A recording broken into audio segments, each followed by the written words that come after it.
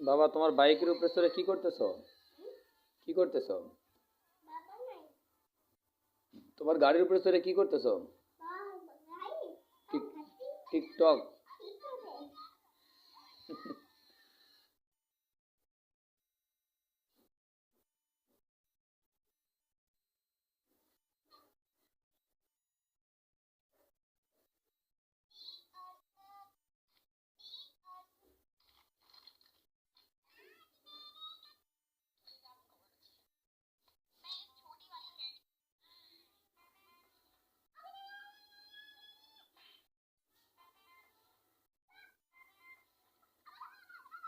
এই জামানার ছেলে পেলে কি অবস্থা, হ্যাঁ? এই বয়সে আমরা মোবাইল টোবাইল কিছু দেখিনি, কিছুই বুঝতেই পারিনি।